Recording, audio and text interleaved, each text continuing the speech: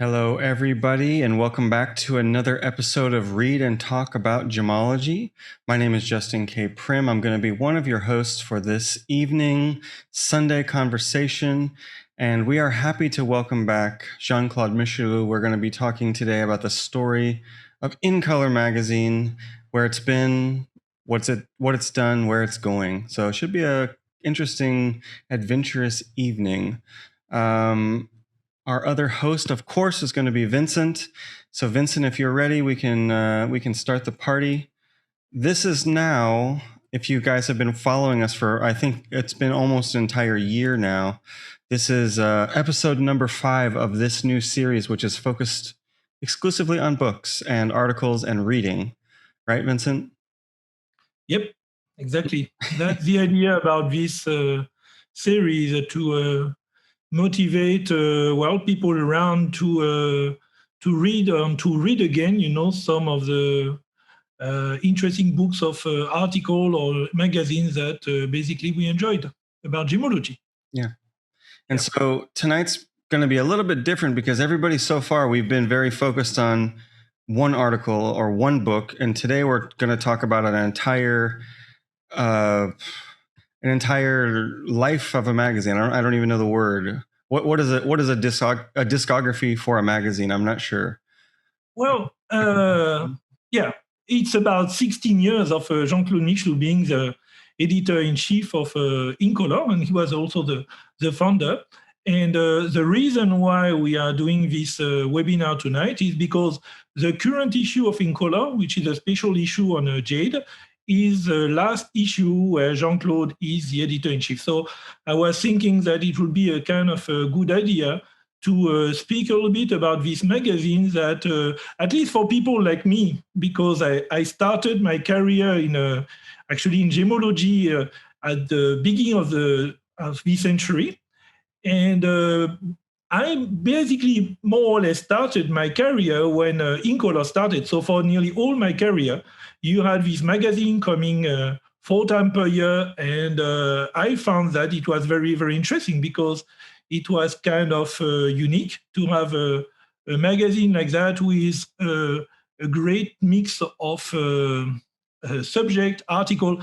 And it was, unlike many magazines about gemology, like German Gemology, Journal of Gemology, Australian Gemologists, this one was not a technical magazine that was focused on, technical aspects of gemology, but it's a magazine about the trade. So there was many things very interesting published inside that most of the time we could not find in any other magazine. And if you want to see a little bit the history of the trade for the past 20 years, at least for Colorstone, I think InColor is probably the one of the best source where you can get some information. Yeah. So, yep. And also, it's kind of interesting for us as well to have a magazine that's based in Bangkok, where the other ones, whether it's the GIA magazine or the Gem A magazine, they're all based in other places. Well, it's not really based in Bangkok. I think it's, currently Jean-Claude is in Bangkok, but InColor is based in a little bit everywhere. I think magazine was, the ICA headquarters were in New York, and they moved to Hong Kong, and it's not based anywhere. But today the editor-in-chief is Jean-Claude is available in Bangkok, so we can meet him regularly, which is convenient. True. Well, shall we see? But before we went to Colombia, where is Jean-Claude? Is he around? Jean-Claude, you want to join us? There you are. Yeah, we're here. You're here? Yep. You're here. Welcome. Yes, I am. Can you hear me? Yes. Yes, we can hear you. There's another video screen though. You have 2. What's the other one? Phone? No, I have only one. Oh, Vincent, do you see one? No, I see another one, right? No, I have only one. On you, I see 3, 4, whatever. It's okay. Okay. 1, 2, 3, 4. Well, anyway. How are you, Jean-Claude? You're coming from on my IP. There's somebody else looking into the phone. That may be the reason. Yeah, that's why. That's okay. So you are joining us from just across town. All three of us are just here in Bangkok having a conversation on Zoom. That's always fun. So let's talk about InColor. Well, let's talk a little bit about you a little bit. In case anyone doesn't know who you are in the audience, can you just give us a little bit of background, who you are, and maybe how did you get to the point where you had something to do with the ICA and InColor, or, getting started with InColor? Okay, so I'm basically first I'm a gem dealer, and I became a gem dealer in Colombia in 1977 with emeralds. And I was ambassador of the ICA in Colombia from 97 to 2001. 2001, I was appointed to the board of directors, and I was in charge of overviewing the communication. In 2004, I had the idea of transforming the Gazette that we had into a magazine. This was just at the time that Colored Magazine folded. It was a very good magazine called Colored Magazine. They finished, I think, in 2003, something like that. So there was a vacuum. And I said, well, why don't we fill the vacuum? We are the ICA. I mean, wow, okay, I'll try to do it. And I did it.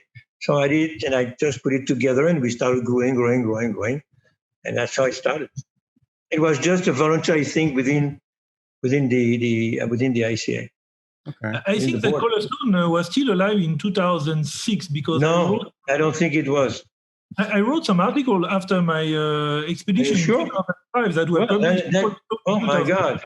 Then I'm sorry. I thought they had gone already. No. I wrote a trilogy about Madagascar with Richard Wise, and it was published in Colored, but in some of the last issue of Colored with David Federman. Yes. Yeah. I remember David Federman. Yes. 2006. Yeah. Okay, now maybe somebody know about that, but I forgot. I thought it was at the same time. But anyway, the story was that Colored Magazine was probably in a bad shape and they were on the way out or something like that. And it was not to compete with them, but it was to just do a communication tool that the ICA was able to do, because we had so many people around the world. We probably were the best group of knowing the industry from ground to market. And I was myself very close to all those things. I was in charge of the ambassadors at the time. We started to have an ambassador group, and I took the ambassador group control. I was the ambassador executive, whatever they call that, and chairman, or committee chairman. And I had Rui Galopim working with me as executive ambassador or something, and he was chasing the ambassadors for them to give the reports. I was asking them report, giving them deadline, giving them, the direction of what they had to talk about. But that was something that was distributed within the ICA. Ambassadors' report were not going into InColor. Unfortunately, at this time, yes. Can you remind us a little bit what is the ICA? Because maybe some of the people will watch us on YouTube, maybe don't really know what is the ICA. So the ICA is it's the International Colored Gemstone Association, and not International Cocktail Association, like somebody has been calling that. And it was founded in 1982 by a group of gem dealers, prominent gem dealers at the time. There was Roland Laftul, there was Elisieri, Israel Elisieri. I forget some of the people. They met in Acapulco in Mexico, and they said, let's put up an international association. AGTA was just being formed at the same time. So Roland Laftul was also a co-founder of AGTA, had the idea of doing an international thing, and it was a Japanese, a few people. So it became the association for international traders, for people of all over the world who were involved in the gemstone trade. At this time, you had to be 5 years in the trade already. You need to be existing. You need to have a registered company or your registered number somewhere, and you needed to have 3 references from ICA members. At the beginning, there was no ICA members. But when it started having ICA members, it was the reference and the trick to become. It was really prestigious for people to become ICA members, because it gives you a credit, an image, and of respect and of credibility. And I joined ICA in 1986. 4 years before it was founded. And it really was powerful at the time. There were 800 members, 850 members for probably for the next maybe 5 years or maybe more. No, it was really maybe 10 years. It was really strong. And then there was a decrease after 97, 98, 99. And there was a decrease in the membership, but it was pretty strong again. And I was at a congress in Italy in 1997, I think it was. They appointed me ambassador for Colombia. I was living in Colombia. And there was no Colombian member, no Colombian seeing anywhere. The only guy from Colombia who was traveling in events or anywhere was me. So, because Colombians were not moving, it was yet at this time was still a very primitive industry in a way. The trade was doing it in a primitive way. So that's why. And then I did what I could do in Colombia, always keeping a low profile because there was a trick to do, in a way. And after that, 4 years later, I was brought to the board of directors by Israel Elizieri was the president. And that was Joe Menzi and blah, blah, blah. And I became his vice president, and all the rest of the story. So ICA regroups the most prominent gem miners, dealers in colored stone, only in colored stone, and trade processors, manufacturers. So currently, it's one of the main. It's one of the main group in the colored stone industry, like a group where people can speak. Among the trade, that's probably the main one. What did you say? I say currently in the colored stone industry, that's still the main group where you have between a trade countries and. Yes, it is. Yes, it is. You have the biggest company, the biggest family, the most prominent and traditional groups of colored gemstone are making ICA. Yes. And you have a congress every 2 years. There is a congress every 2 years. It changes from country to country. But there's no so many gemstone country in the world. So up to now, the producing countries have been the countries hosting the Congress. So the first Congress was, I think it was Thailand.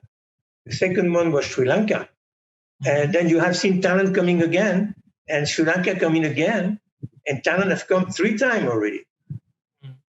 Because when you turn around, maybe 10, 15 years later, you got all around the colored gemstone community, and then you are a country you want to still be promoting, and they said you want to be hosting the ICA and the Congress. So this is what happened. In India, we've had 2 congresses, 2 congresses, and in Sri Lanka we've had I think 2. Thailand is the number 1 in that. There have been some candidates like Kenya, but they didn't. Kenya was just talks, and they never came with a resolution. We had Dubai. Yeah, I remember. The Congress in Dubai.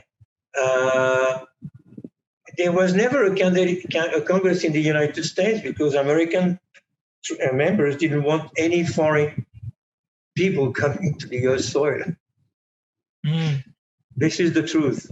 So anytime there has been a suggestion to have an ICA Congress in the U.S., there was all the people in AGT, no, not possible, we don't want anything. Okay. So it's always been backed off.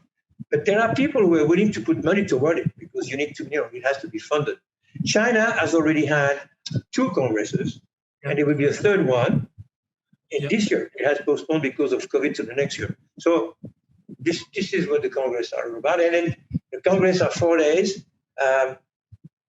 It's communication. It's conferences about its talks about different topics, gemology, marketing. Today's marketing, social media, whatever is hot, mining. You have different talks and different people coming to the congresses, and it's a very good networking. You always have the same gang, same group of people from 1 year. Every 2 years, you meet the same people, and there are big parties in the evening, nice dinner, big, very good entertainment. So you have always the same group of people, which make the core of ICA. Plus new people, because we've seen people that were not known at all in the industry starting by congresses, like you were. you started, in the Congress was the first platform for you, one of the first platforms. It was the same thing with Richa. Nobody knew her. She came to a Congress and it all started. And then we have other people like that, So the Congress have been very, very strong in networking and meeting the right people. And if you keep on going around there, this is what it is, on the international level. You're right. The Congress, for me, I started in 2005. That was the first time, because at this time I was a director for AIGS, and my boss, Henry Ho, told me, Vincent, you have to network. And probably the best place to network, he told me, was the ICA. So he said, well, you have to become an ICA member. There is a Congress coming in Thailand, and you should be there and you should meet the people. And this is the way I met you for the first time. I remember. I heard about you. And that was a good thing about this Congress. It was there were many people, because I read some article, I read some things. So I heard about the name, but I never met them in real life. So at this Congress, I met you for the first time. I met Richard Hughes for the first time. I met many people for the first time. For me, it was like a wonderful place. And I still, from this date, if there is an ICA Congress, I'm very happy to go there, because the great thing about an ICA Congress, compared, for example, to a trade show for me, is that at a trade show, everybody is focusing on selling. But at the ICA Congress, nobody is selling, really. They don't have a booth and things like that. And everybody is communicating. So you can go to speak to anybody, and you don't feel that you're disturbing, his afternoon selling and things like that. So I enjoy the ICA Congress, because it's a great way to communicate, and for me to prepare expedition and to speak with people from different countries, and maybe I will go to visit them, in the next few months or few years. So an ICA Congress, yes, it's a very powerful platform for the industry, probably the most powerful platform, because people have the time to get together. Biggest business are made at the time of the Congress. I mean, the long-term business, long-term development, and that big networking, big partnership or arrangement are made during the Congress, because people have the time to become friends, to present one to each other. Everybody knows everybody, but this is the moment you have the time to talk to one, and this is where I was finding a lot of ideas, and a lot of ideas, and a lot of people, even new people like you. Hey, this is the right guy that could contribute to the magazine, because I knew what direction I wanted to the magazine, and the kind of people that could really be contributors. And the Congress was an extremely good platform for subject and for people. Mm-hmm. Yeah, no, I agree. It was 2005, I think. I just had a talk with Henry at this time, and we agreed that we'll start a field gemology program. And at the Congress, I told you about that, and you offered to help me, and if I was needing some contact. And this is the Congress. I met another young guy, and that young guy was Armil Samoon. And a few months later, I was traveling to Sri Lanka. I had no contact in Sri Lanka. I knew only Armil. And with Armil, we really nailed the way I was going to do field expedition, because he helped me a lot. And since then, every time I go to Sri Lanka, everything starts with visiting Armil, my old friend, because we started basically a field gemology expedition together. Because before that, I had some struggle in Vietnam, but with Armil, he had more experience, because he was organizing a thing for the Australian Gemological Association. And we found the right formula with a driver, like a local guy, and somebody senior like Armil, who knew about how to export the stone, because that's something. When you go to the field, you want to collect some sample, you have to export them. So you need somebody who knows all the regulation and things like that. And this is where the ICA Congress and the ICA network is very powerful, because whenever you are going to a country, you have an ambassador, you have some members that you can deal with, and then you build your reputation among these people. And if you are useful to them, if you are nice and useful, they might keep helping you. So you become more or less part of the crowd. And this is what I really appreciated. And I discovered that truly people were saying, the gem trade, it's a lot about people. But when you see an ICA, the ICA Congress and everything, and then you see the trade, I really realized at this point that, it's gemstone trade, it's a lot about people. But when you're in the lab, you are with your microscope and you think about the stone. But when you are out, you think, okay, well, it's a lot about people. Yeah. And of course it is. And then when I met you, I remember we had a very powerful ambassadors network at the time, everywhere. People committed, because I was behind them. We really were behind them, very close to them. And there was a basis of information and getting some feedback from those countries. And I remember when I met you, I said, hey, I would open all the doors through the ambassadors. Just whatever you do, you need to come back and do something for us. I remember. I could not have done this first expedition without the support from ICA, because in Sri Lanka it was with Armil, and then in Kenya it was with Kennedy and Suzy, and then in Tanzania it was with Mark and Eric Soul, and they were, I used the ICA network in order to do my expedition. So that was super powerful. And I remember that just after that, I think that was the second issue of InColor, you had this World Mining Report, World Colorstone Mining Report. That was a wonderful issue. Yes. That was a wonderful issue. So the World Mining Report was done, thanks not only to the ambassadors, because we didn't have, in some countries we didn't have ambassadors, but we had members, or we had people that we could reach out. And that was a big work, but it was now it would be extremely difficult to do one now. We could. I started to think about doing one before I left. I retired from InColor. I've been thinking about that for the last 2-3 years. But the work that has to be done, and I was thinking in doing it with the sustainable hub, the sustainable gemstone with the people from Delaware University, because you need to have a network. You need to have some people from the university to do the tracking. The template is extremely complicated. We've discussed that. It is still a valid thing, but today you need much more data that you needed 15 years ago.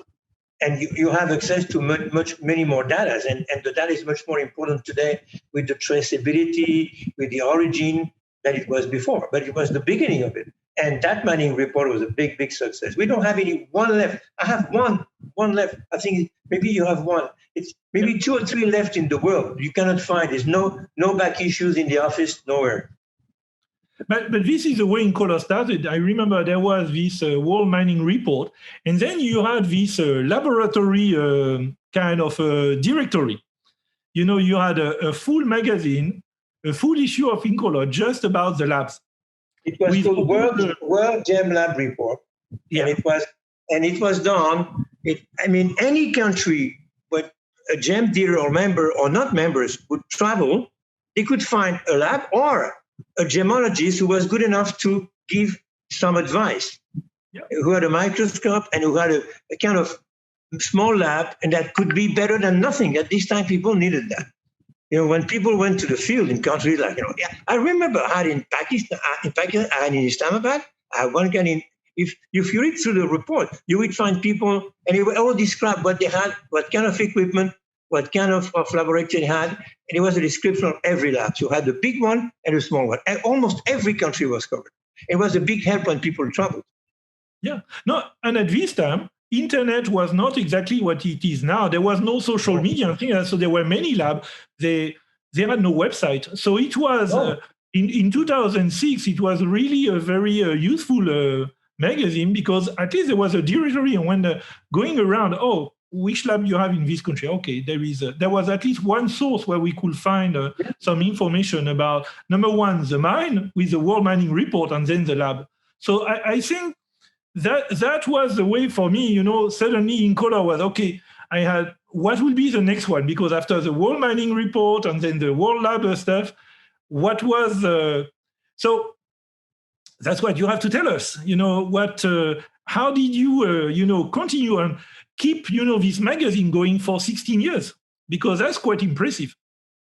Well, of course there was an evolution, because the first issues were, like you're mentioning, 2 of the major issues that were already by theme, by topic, But then most of the issues at the time were including gemology. There was a lot of gemology, and people were complaining within ICA too much gemology. And at the time, we were not a gemological magazine.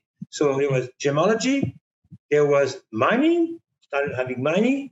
Then you had some events like congresses and trade shows and things like that, and some industry news. But at the time, there were not much of jewelry trends.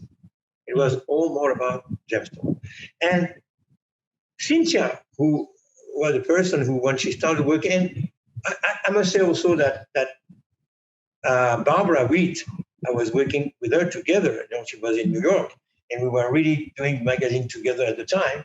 And then Cynthia came in as a writer and as a support, and then she was pushing to have fashion and more fashion oriented and more design. She was at the time editor for Color Trends and then Europa Star in Europe, a magazine from Geneva. And she was pushing into that direction. So that was not the idea of the ICA. Was a colored stone group, and InColor, it was a really colored stone magazine for stone people. But of course, you need to understand, and I understood that you need to have an example where the stone end up, and you need to show people what is done with the gem and what history has been done with the gem, because you cannot see the gem alone all the time. So it became a very big section looking for manufacturers. Sometimes history of manufacturers, stories about very creative designer who may not know. It's not promoting them. People, you're promoting that. No, I'm just finding a guy who's doing an extraordinary thing. And I think it's interesting to communicate. If the guy is smart enough, he can use that as a promotion. If not, he will just remain in his little workshop doing what he does forever, because he's not interested in doing big business. But anyway, communicating about giving ideas to other people was always what I have been trying to do. Showing what can be done by others. It's not as much accomplishment of others, but also ideas of what can be done. So then the magazine evolved. Like I said, it was every issue I was trying to balance the different kind of subjects to make it interesting in all across the board. You can have in one magazine, you can have about sapphire, about emerald, about many different things. The cover was always about a feature story, which was one article that was a little bigger than others, and which I think was more important. So I remember one cover about West Africa that was just following the Congress we had in Dubai. We had a mine show with 38 people we took to Kenya and Tanzania. And that was a very nice cover we had. And at the time, the magazine was produced and printed in Israel, and it was put together by a company called Market Direct, which was composed of 3 people, Yaakov Almor, Steve Benson, and Albert Robinson, and 3 Musketeers. Now they've separated. Steve is the guy in charge of communication for Sibjo. Yaakov is doing some freedom thing, and Albert worked for InColor. I had him to work with us, and he was very good and was still printing the magazine in Israel, and shipping from Israel was cheaper than shipping from any other places. The cost of the magazine has always been mailing and shipping, which is even more than production. But when we were shipping 10,000 copies at a time, imagine the cost of each copy can be extremely high. And we were sending free copies to governments, to institutions, I remember I was engaged for about 8 years with the World Bank and Nigeria, and then USAID and the World Bank again, Pakistan at the same. I was sending InColor to the people in charge of the mining division and of all those projects in Washington and in New York and in those places. And people were seeing what was InColor and what was ICA. And they understood that behind there was a group, an industry. And I remember that allowed me to bring in a Congress, in ICA Congress in China in 99, in Panyu, a guy from the guy was responsible for a big part of the area. I mean, for this kind of mineral development and mining. He was stationed at the time in Ulaanbaatar, and he came to give a conference to the ICA Congress. I mean, get somebody from the World Bank come and talk to the ICA guys. It's not that easy. It was because they understood what was the ICA. And that was thanks to the magazine. Now, we stopped for cost, there was a cost control and people maybe did not understand in the board the advantage of having this kind of expenditure to reach people that are outside the industry, which in the end benefit the industry. And this is not a direct benefit, but it's a very big benefit. Also sending to university. We were sending to many universities. All the labs were getting, even if they're so important lab, they were getting free copies. Then we had to stop that because we reduced the cost. And that has been because of the cost of mailing, which has always been a very problematic. So at the time, we were trying to sell subscription, and then people who want to buy it, I think they still can buy it. Asking the New York office, there was a price of subscription that we set up at $50 a year for 4 issues, which is just paying for the cost of mailing, practically, handling and mailing, because it's a very thick magazine. It's 400 grams for each magazine, 116 pages. So that's the cost sometimes is $7, some country $10, just for one issue. So it's very expensive. It can be from $3 to $7, $8, even $10. So across the board, when you charge $50 for a year, you're just paying for the cost. But people did not understand that, and there even was a discussion and a fight within the board of stopping with InColor because it was costing too much. And I said, this is not a commercial magazine; it's a communication tool. It is something that links the industry together, and it's something that gives an opportunity to the ICA to send the word and to link the rest of the world to the authority in Colorstone. Because we have other organizations, but they don't have anything that can keep them face up as an image of the authority. And I think InColor has created that, I think, for the association. For the flagship. And so my point was, when you want to communicate, once you have to have your name or your association in the first place, there's a cost. There's a cost to it. It's not free. It's not enough that you go to the shows and have the pavilion, have the cocktail. That's not enough. So it doesn't give, people forget about it. They have a few drinks and then it goes doing something else. But the magazine was a permanent link. And it still is.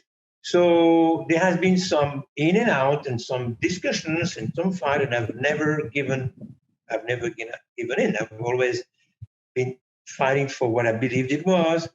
And then I came out with the ideas of doing some by topics linked to congresses, talking about the country that was hosting because every country has a specificity. And covering the country of the Congress was allowing to what they did, what they produced, what were the skills, what they were good for, and what wasn't known about them. And that was a good thing to not only promote the event, but show the country. And then going by gemstones or by countries. So when there were the symposium in Colombia, the two symposium, it was a bit easier for me because I was the coordinator of the symposium in both times, the international coordinator of the event. But I said to my Colombian colleagues, and I said, well, look, you should contribute to a special issue, a little contribution to pay for the cost, because there was higher cost to that. And let's put together, I will do it, let's put together a special magazine that will talk about not only the symposium, but emerald worldwide. People that were, subject in the subject beyond the symposium. And they agreed at the beginning, say, oh, okay, but we want to have a special magazine on Colombia. No, this is a world emerald. It's not Colombia emerald. So we did it. And in 2018, we had there was another symposium. And again, there was a special issue, which we grouped what was in and what was not in the Congress, but it was attached to that period of time.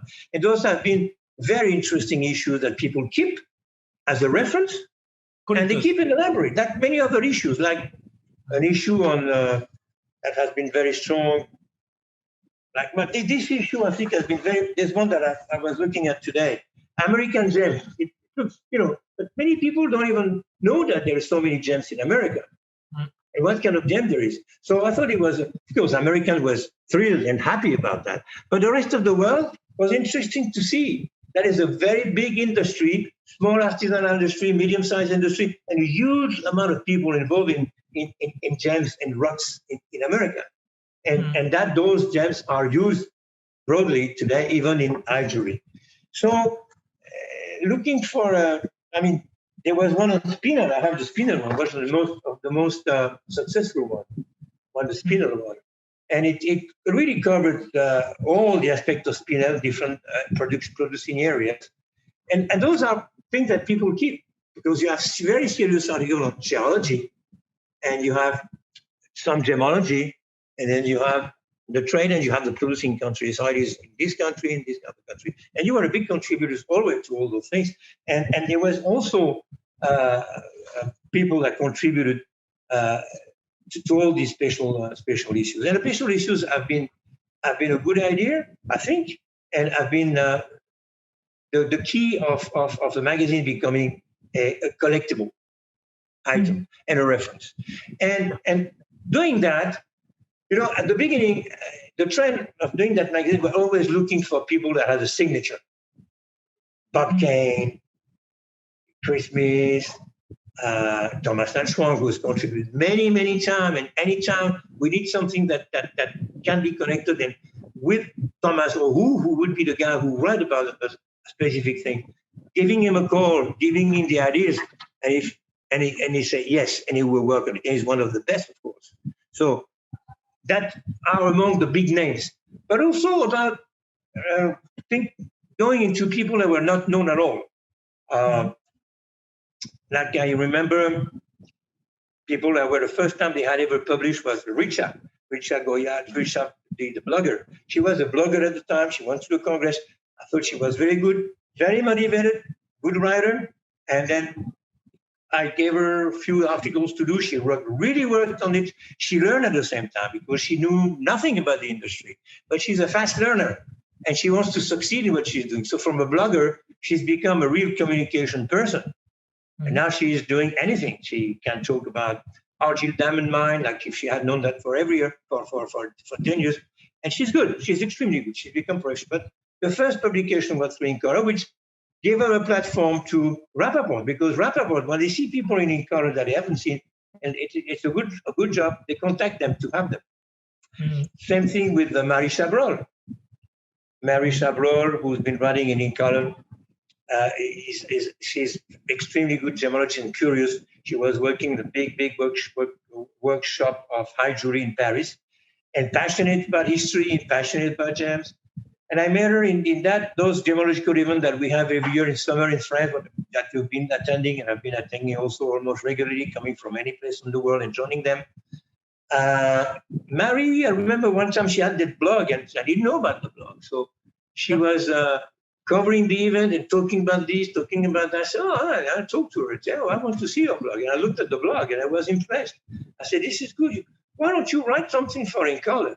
Oh, I'm not sure I can. Yes, you can. It's in English. Oh, my English. Write in English. We'll help you editing. And this is where Cynthia was coming and doing a tremendous job. Not in doing the layout, but helping in putting the things that are good English. Because I could do part of it, but I'm not a native English speaker.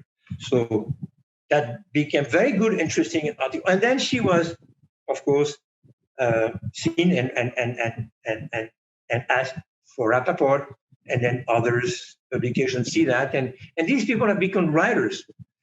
Same from Marie-Laure. Marie-Laure has never published anything before, but I thought she had talent. She had knowledge of the history. She was one of the best people I've met with knowledge in art, in jewelry art, and history of art, history of jewelry. And she's done extremely good articles for InColor. And now she can write. I mean, she can write. She's willing to do it, and she is already writing in other parts. And she's been asked to collaborate with Gaston, and then with the book we're doing together. And I recommended her to Gaston, and I think she's She's been. So you see, InColor has been also a platform for many people. I remember you, for instance, the first article that has been published are still somewhere, still references, and you know it because you've been putting them all over Facebook lately. So these are stories that people like to see again. Yeah. But that is the case. Oh, there's another guy that nobody, probably many few people know. Adrien Trivier, very, very quiet guy, shy, underestimated by many, and quiet guy, very knowledgeable and a real traveler, a real field guy, curious and extremely knowledgeable, and he likes to learn, he learns fast.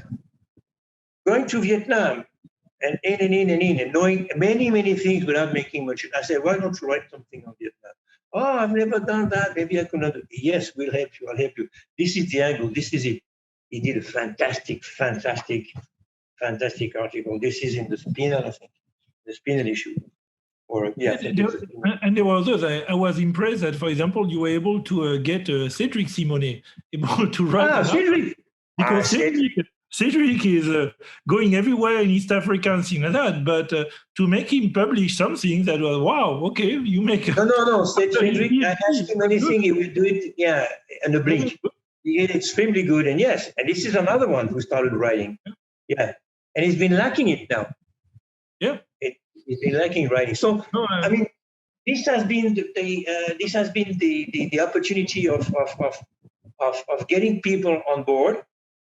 In finding themselves capabilities of going forward. And this is the future of the industry, because I'm retiring, not of everything, but I'm retiring of InColor, and I will not be able to help anymore with the magazine, even though I remain in the communication committee, so I may have some help and some suggestion, but not like before. So maybe you will write for the magazine now. Because I can write. The editor-in-chief is supposed to move people to make people write, but now maybe you will be able to contribute. Yes, because I never wanted to write because it was a conflict of interest. I wrote only two articles, one on Pakistan, because I was doing Pakistan for USAID and World Bank, and one on Nigeria for the same reason. Yeah. So that's probably the only two that I wrote, and short one, because nobody else could do it. So I had to do it. And but there was a conflict of interest. I was doing the forward, and even that people say, oh, you see you all the time. I was some complaint. There's always people who would like to see their face. But if you're the editor, you do the forward. You do the editorial note. That's the way it works. That's the way it is in every publication, every magazine. This is what makes the magazine,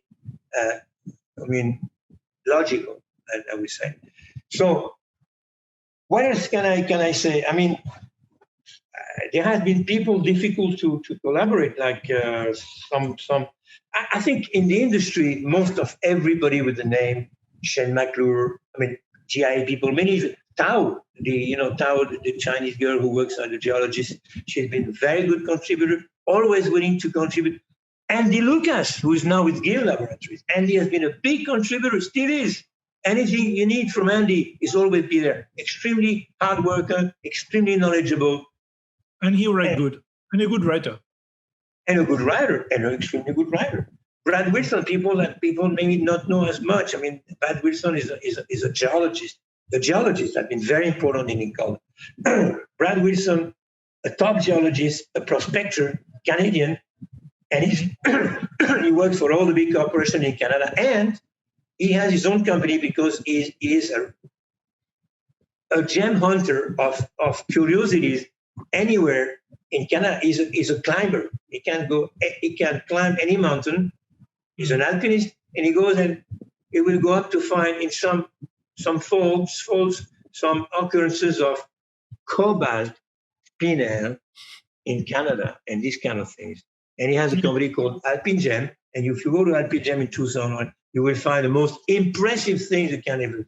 And this is Brad Wilson, very quiet guy. He's an assistant lecturer or whatever with Lee Grote in the University of Vancouver. And these are the top guys in geology for gemstone. And I've been very happy to have them write for InColor. And sometimes they were very busy, but I was talking to them, giving them what I wanted, and then they always come with something. And they were very happy to do it. And it was extremely good article. So Brad Wilson, who can I say? Aaron Palke, who was the youngest geologist that GIA acquired lately. But Aaron has been extremely good contributor. Postdoc. He did. He was probably one of the first to do the postdoc program at GIA. Yeah, that was very positive. No, it's been. And then I need to mention Justin, because I remember Justin sending emails to New York. I have an article, I want to publish something in InColor, and they send it to me, and I wouldn't even reply. I say, who is this guy? Justin what? Who's this guy? He wants to publish about something. He's nobody. He probably doesn't know anything about what he's talking. And I started watching you, Justin. And then I said, one day I remember, I said, hey, Justin, would you like to publish something? I would like you to write that thing on InColor. That's how it came. So it's not because you want to write it in color that you just publish. You know that now. You have to. I had to know, understand that you were a serious guy, and you're a very serious guy, very dedicated, hard worker, and very knowledgeable. You're one of these guys who knew a little bit and has become an expert, and I'm impressed with that. It took me a few years to get into your good books, I guess, but yes. I brought a few years because. Young people who just pop up out of nowhere. That's what they do. Justin, a few years ago, came to study in Thailand at GIA, and then he did his place in the industry. That's what he did. And you have to start from somewhere, like I did. Basically, we are very similar. Yes, I know, but you have many people that want to do the same thing, but not serious. They're just opportunist. But Justin is a guy who knows his stuff. Yeah. He knows because he's a very dedicated man, and he's passionate about what he does, and he's an extremely hard worker, and he's a researcher. Yeah. Thank you. That's what you are. And then you bring to the industry a lot of things, Justin. And that's why I say, okay, let's do something. And you did a fantastic article.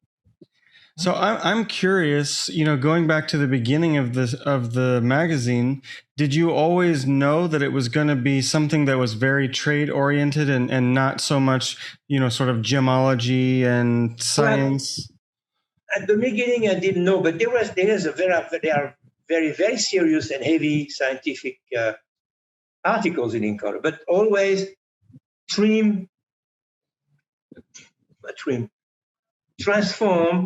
in a way that people can understand and digest. Many people won't, but people can take the time of reading it and have the basic knowledge of gemology, even can go into geology, because there are some extremely good articles written by Lee Groth or by Gaston that can seem extremely complex because you have graphs and things and maths, but if you read carefully, it's extremely good and easy to understand. In the beginning, it was not meant to be a scientific magazine, but with all the people that I had access to, they were sending us gemological thing, at the time it was a FCR graph and thing, and very gemological. But then, this is not what the trade wants to know. The trade needs to understand what's happening in that mine, what is happening in that cutting thing, what is happening in those treatments, what is happening in that show, what is happening with those trends, what is happening with this fashion. And so it became really a news magazine. And that's exactly what I understood. I didn't have to think about it. It just transformed itself because we are not a scientific magazine. And I didn't want a peer review of scientist people who start fighting each other because they're not, and they don't agree on that word or the other word. So, but I've always got the people who wrote scientific articles, serious articles, they always appeared between each other. They were peer before they published. Serious people. And so I don't have to. Let me just ask a question from the audience because you're speaking about it right now. Somebody had asked, is the ICA magazine a peer-reviewed academic journal? So you're saying it's... No, it is not. It is not. It is not an academic journal. It is peer-reviewed in a way that every article that are written by academia, by researchers, are peer-reviewed with their group, within their group. But we don't do a second peer review because it's under their responsibility. And this is the way we can have different opinion sometimes, which is interesting. Mm-hmm. I never publish any article in InColor without sending it before to few friends in order to know what they think about it. Everybody does the same thing. Everybody does the same thing. And everybody that's written in ICA and in InColor, has been working, it's always been peer before. But it's not a peer review within InColor, within ICA. Yeah. But there was peer. It was, of course, reviewed. If you see that the signature, you understand how it works. Yeah, usually, the first one I was very, when you asked me to write the first article about, I think the first big one I wrote was about Spinel, I was very worried. So I sent it to Edward Burm, I sent it to Richard Hughes, and then at the end, it became co-authors because they really helped me to work it and to make it much better. So, that's the process. Yes, but when you write a report, a field report on what you're seeing in Varianti or in this part, then you're the guy who knows. Nobody can peer you. Yeah, because you're telling your story. Yeah, nobody went there except me, but and that's it. And it's a field story, and that's it. Yeah. That's it. People like it or not like it, they maybe agree or not. If they know better, they're welcome. You're welcome to write something. But usually there's nobody to write the part that is written by somebody on the field, you or any other or the other. Yeah, but still, usually even with a thing like that, I send to some other people because I'm not a native English speaker, and I prefer, if there is something like a little bit funny, that one of my friends tell me, "Oh, Vincent, I think your article will be better if you present the thing like that or like that." And at the end, it's, in my opinion, much better to to peer review, even if it's not peer review, because I prefer to get some advice from friends and to get shot after because, I did some mistake. This is why I always trust you as a writer, because I know you and all the people that have been writing. I know what is the procedure. Nobody just writes and send it without being reviewed. And I've been reviewed anything and everything that I've seen. When there was something that I read that didn't seem right or didn't fit, I would go back and say, hey, I would check myself with other people. There was a kind of peer. But I don't go to a committee, for peer review. I would check with the expert that I know and then come back and that and say, should add this, take this out, add this in, work more on this. And that is the job of an editor, was constructing the story with the writer.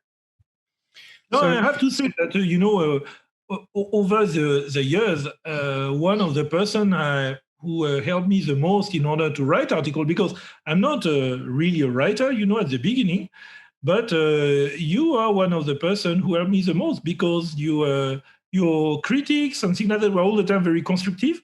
And at the end, when I was reading the article, I said, yeah, that's better.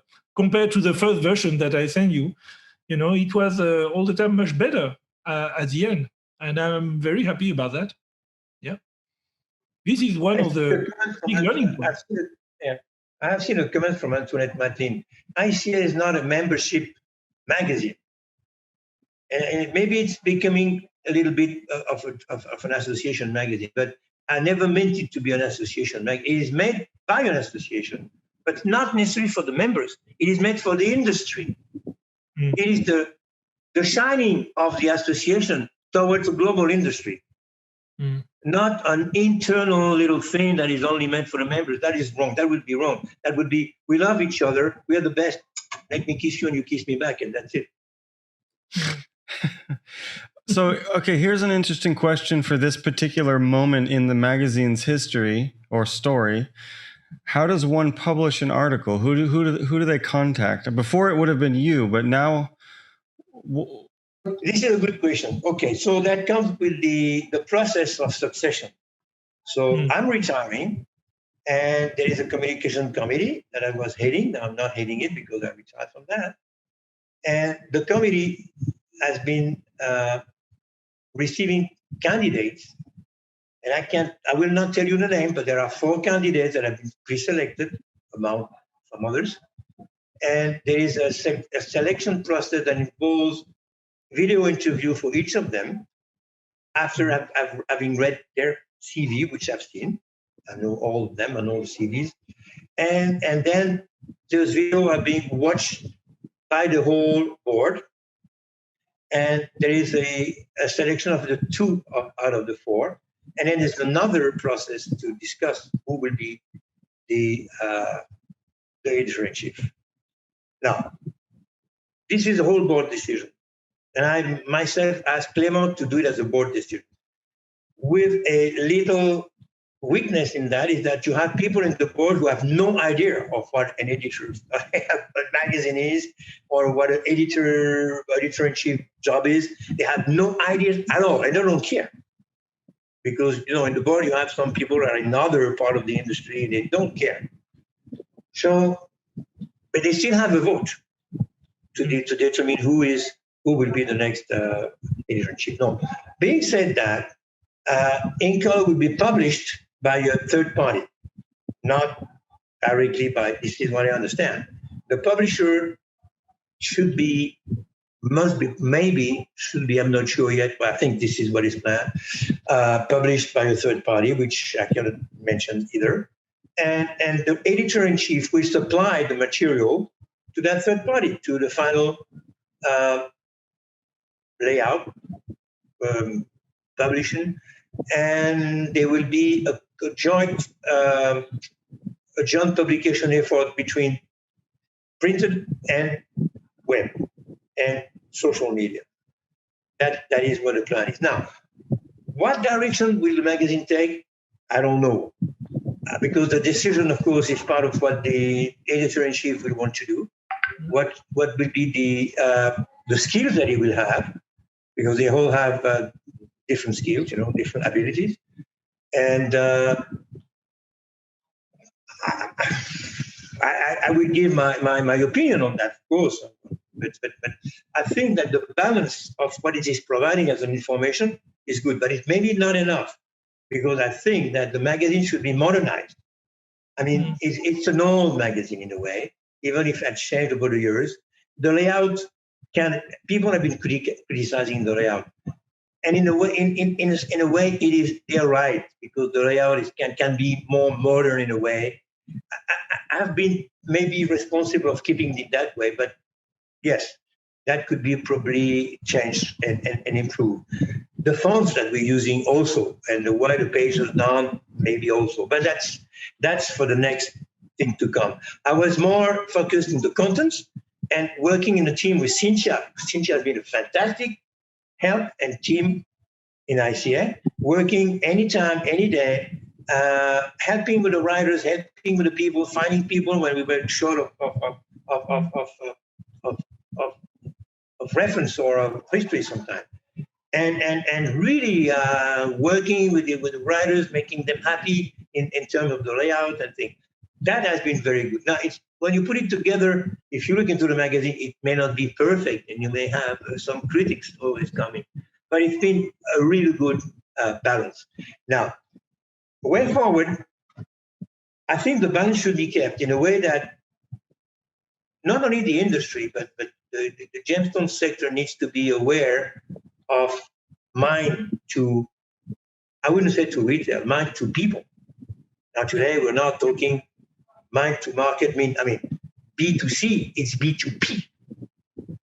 B2P is becoming more and more important. You have the TikTok thing and all these things. B2P, you have a trend in the US, and I'm sure that you know about that, Justin. You have all these artisan cutters, which are probably your students and your fan, who set shop, one guy shop, and they become one guy business. And they get their customers, and they do everything. They buy the rough, they cut the rough, they make the jewelry, they sell the jewelry. This is a new trend. And people like this because they know where it comes from. So this is a trend. I don't know if the trend will develop, but it is really, really a trend. Of course, the COVID has helped this trend to develop. And I've been covering that in an issue where there was Farouk Hashimi who making tremendous work. Farouk had never written before in a magazine. He was scared. Oh, wow, man, Jean Claude. I said, yeah, you can do it. Let's do it together. He's a fantastic writer because he's the lawyer initially. Before being a gem trader, he's also a lawyer. And he wrote a fantastic article. He's probably the best rough dealer that I know on the planet. He goes everywhere. He speaks languages. He's half Pakistani, half Tanzanian. He speaks, I don't know, he goes everywhere. He's accepted by everybody. And he sells to the small guy, like also to the big guys. Now, the big guys are a little down now because of the COVID in the industry. But the small guys are here. They're doing bar business every day. And I was talking to him last 2 weeks ago. He was telling me that 2020 was his best year in rough. You see? So, and I was so happy that he contributed to InColor and read his article about what the rough trading is, what is happening with the rough. How is it to move the stones from the mine to the cutting factory or to the cutting guy and to the designer or to the manufacturer? That is extremely interesting. And you see the trend in that thing. And this is what I think InColor has been doing, showing trends, showing what is happening in the industry through the articles that have been written. If you read and follow InColor, you will see the evolution of the industry and you can see forward what it's leading to. Yep. But so, you see, that was... With one thing that maybe needed to be increased is maybe going more to the public, when I say the public, not the popular, the mass, but to the enlightened public, I would say, public that has interest in gems more than the piece of jewelry. You have a big community of people that have money and have knowledge and buy jewelry, but they want to know, about what it is. And this is a good thing that people could have access to this kind of magazine. So there could be some going to the design, going to the retailers, more to the retailers, helping the retailers with final jewelry things and and history about jewelry, helping them to do the job, whether it's in the store, which are disappearing today, or even online. InColor could have an influence in helping people online, even jewelers, sharing things. But that's for the next people to invent. But this is the way I would say it should go. The decision is not mine. If they ask me my opinion, which they may, I will be happy to help. I think the fact that all the issues of InColor are available online, is very helpful to many people, not just, in the consuming countries, but also in the producing countries, because you have many people when I go to a place in East Africa and they don't have, they were not able to receive this magazine and things like that. But now with the online thing, they can, if somebody wants to study the trade and to know a little bit what can I do with these stones? Because gemology is, there is something also very funny in gemology. Gemology is something that was created in the consuming countries, and you have people focusing on faceted stone and trying to understand about identification. What is that? Is it natural, synthetic, and things like that? But you have the other side of gemology, and these are all the people who are living in the mining communities and things like that, and they get stone out of the ground. And their question is not, what is it? Is it natural, synthetic? Was it treated? It's, what can I do with that? And the fact that now these people have, a mobile phone, and they can go online and they can find a magazine like InColor, you have a lot of interesting things. Yeah. So they can download this thing and, it's free.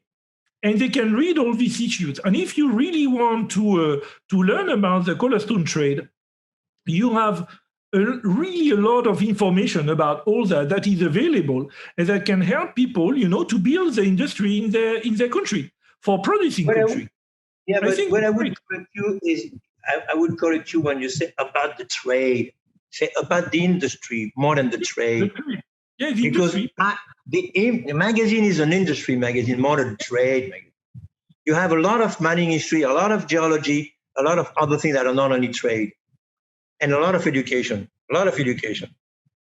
Now, there is one thing in what you say that I really have to, I'm amazed about that, because InColor was 4 times per year.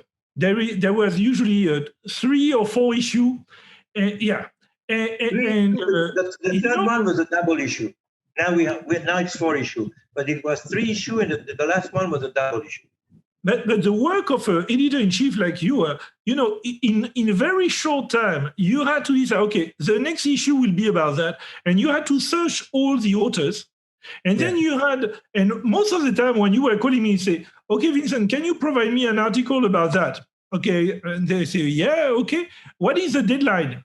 And basically, it was all the time like within 1 month. But many people have another job. So in order for you to get people who are not professional writers to write something about a subject that, I have to go to check if, the photo and the data and things like that, and get everything done within 1 month, sometimes it was super tough.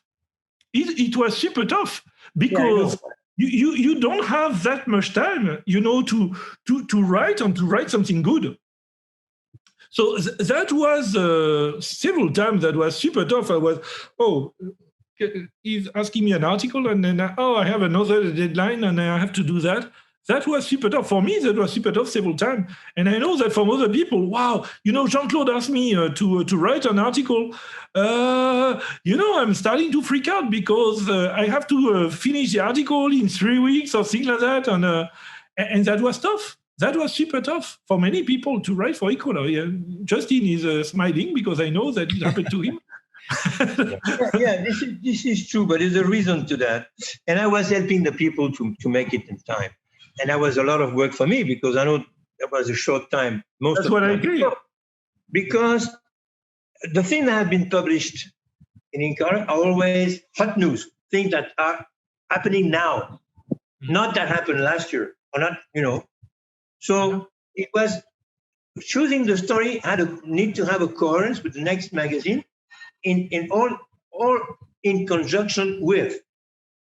Now, when you do a special issue on a stone, maybe you can, if you plan in advance ahead of time, you can probably get more time for the people to write, because you can maybe say, okay, next year I will do this thing. But that was not the thing. I was always inventing a next story when I finished the first one, because this is the way I am, and this is the way it was. I was always under pressure, always. You never told me, Vincent, I want an article for next year. You all the time told me, Vincent, I want an article for the 2 weeks. But I don't know but Vincent, I don't know what's going to happen next year. I know when the cobalt is hot, and it's now. So this is now we have to do these stories, not next year. This is why I say congratulations, because just, be able to produce an issue every 4 months or something with such a diversity of authors, and you go to get the authors, find the subject, and, make them, comply with the deadline in order to be able to finish the magazine on time. I think it's a tremendous, it's a super difficult job. It is. Then again, you have to run another business. You have to make a, have to run a business at the same time. Yeah.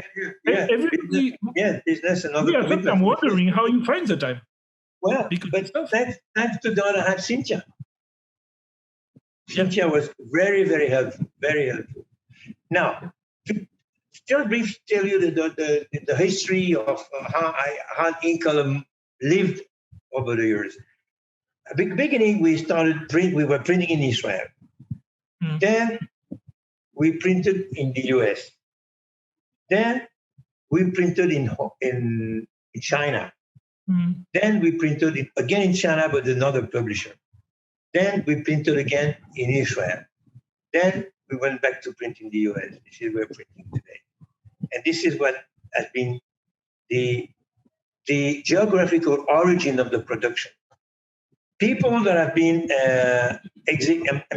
managing editors with me have been, Barbara Witt, of course. She was co-editor with me at the time when she was executive director. Then Yakov Almor at the beginning, because Yakov was doing the Gazette, and then we moved into InColor, but he was doing all the production and coordination in Israel.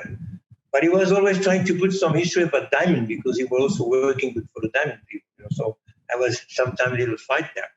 And then then there was Albert Robinson, who was really good, a really good worker, very good professional. Back when we were living in Tel Aviv, we were again printing in Tel Aviv, mailing from Tel Aviv. And then Cynthia was before Albert at the time until 2009, and there was some discomfort, something that I'm not sure she understood these days what happened. But Wilson was president, and she was getting into politics. I think she didn't realize she was doing that, and she was not welcome at the time. But then, then she's so good that and I like her. So a few years ago, I said, "Hey, Cynthia, let's do it again." She was already contributing and the board wanted. We could not stay in Israel for political reasons because there's a lot of Muslim. Sorry to say that. I mean, ICA is made of different culture, different origin, and it was the perception by some people in our trade was saying that printing in Israel, doing in Israel was not good. So we went back to the US, and of course Cynthia was there. Hey, Cynthia, come. Let's work together. Let's do that. And she's been extremely good at that. What is, if you have to look at back of all this, history, what is your, the achievement you are the most happy with InColor? What is the main achievement of InColor, in your opinion? What you are? Well, I mean, I would say that InColor is known in the industry by everybody. And I'm very surprised because I meet people sometimes in the middle of nowhere, in Pakistan or even in Thailand, that are not members of ICA, that don't receive the magazine, that may not have read it, or maybe they have seen it. They all know about it. Yes, they all know about it. It became a kind of brand. Yes. Yeah. And that is so there is an achievement. It has reached a level of recognition and acceptation that people need to know about it. If not, they're not very good professionals if they don't know about InColor. So they know about InColor. And say when I say, "Oh, I'm the editor-in-chief," they like impressed, whether they never read it, maybe. So I'm not. This is an achievement in a way because the name of the magazine, the perception of the publication has a very great value. I remember there was in the new board of directors in ICA, there was one guy who said in one conversation that we had in the committee, "Oh, we should change the name from ICA to InColor from InColor to ICA Magazine." I said, "What?" So I said, "You cannot do that. I mean, you're the board. You can do it if you want, but if there will be a big mistake, because then you become a group of dealers magazine instead of a trade publication. That's what I think. But it's an association magazine, but it's a trade publication. And there's a commitment to that, I think. So, and besides, the name has a value. And the moment you do that, I know many people would be ready to buy or steal it and start a magazine on InColor, People buying the name and do a magazine. Where did the name come from? How did you? The name. Okay, the name. Oh, we were looking at a name and thinking into color, stone something, gemstone something, blah blah blah blah. Color. We put the name color with the name gems, with the color gems, whatever. And then Daniel Cody say, "Hey, InColor," because at the time we were coming with the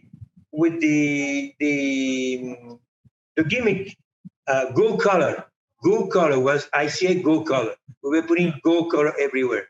Now he said, "Not Go InColor." Oh, I said, "Fantastic, InColor, beautiful," and that became InColor. Oh, and okay. Sometimes I wonder if he remembers. I'll keep telling him, "Hey, Damien, remember?" He was. I still have the email. It was an email exchange. He said, "Why not InColor?" And that's it. And I thought it was a fantastic idea. He pushed it like that, like an idea, like Go Color, InColor, and it came within different names, but it was suggested by him. No, it's a very good name. No, it's a very good name. Very good name. Very good name. I think it's a very good name. So we have. I think you have there's an association in Mexico also have an InColor thing, or some painting manufacturers, I think. So we had a question from the audience from Mubashir Mansour. He asks, for you, what was one of the most challenging aspects, of being the manager, finding content, creating content? What do you think?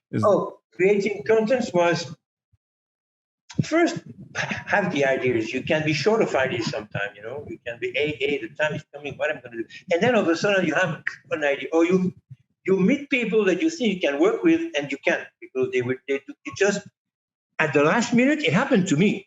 They don't come up with anything. So, you know what? I can't do it. They say, my God. You're pushing, working, and at the end, the guy's fake. He doesn't do it for whatever reason. So that is a very challenging thing, because you need to close your edition, and you're losing one major piece that you thought would become, maybe not a major piece. Major piece, I don't be serious people, but some piece. Then you have to come up with something else, and you cannot invent, or just you have to find. And this is where Cynthia has been extremely, extremely valuable, because we can discuss a file. She can write something. I can call this guy. She has extremely good network, and we discuss and put together an angle, and we do it. And she will write it, and she will get the material. So that has been a fantastic thing. But that is challenging, having people who drop you just before a few weeks or a few days before the closing date. Other things, most challenging thing, it's this is how do you say that? There's a word, I'm looking for the word.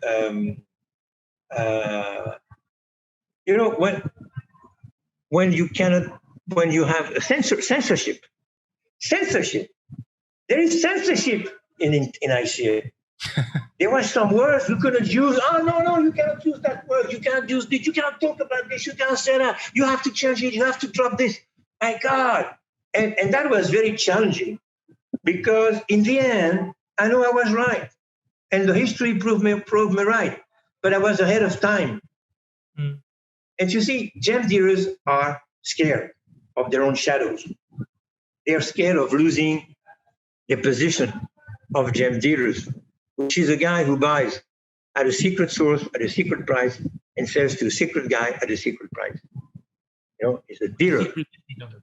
Yeah. So that secret is what makes the business, So today this is disappearing, and today they understand that they have to put it in a platform that everybody sees, and you have platforms like GemBridge and other things coming out, and this is changing the name of the game. Even when you go on Instagram, you're visible. Everybody needs to be visible, and you need to say who you are and where you come from and what are you selling. So now, all I was saying a few years back, and I was fighting for this, is coming true, and it's true. And if you see ICA code of ethics or whatever, now it's we follow OECD.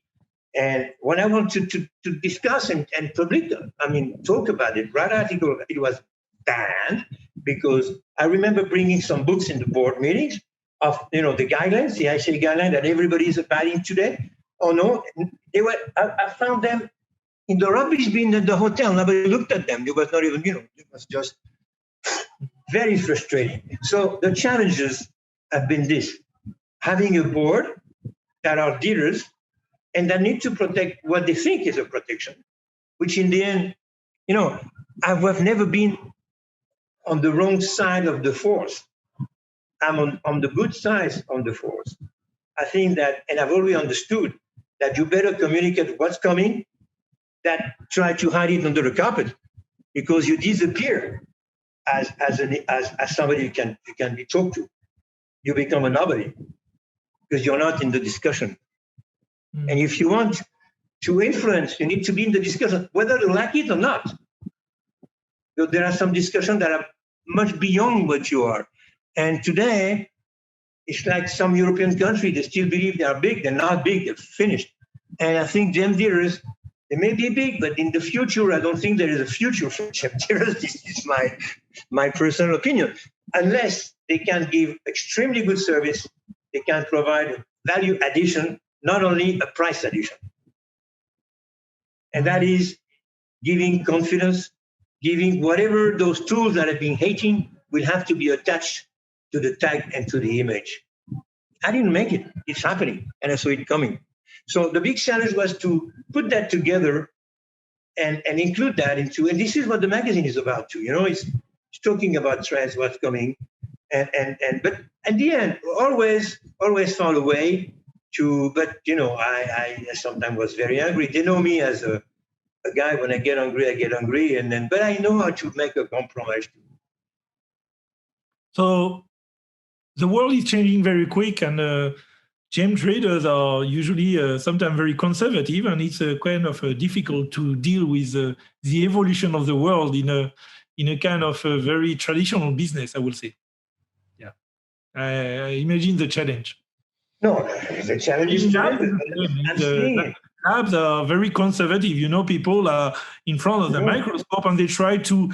Some people in gemology think that research is troublemaking because many people in gemology love to have their routine. And when the world is changing around, the routine is changed and is disturbing, and people are not happy with that, and they try to resist to change.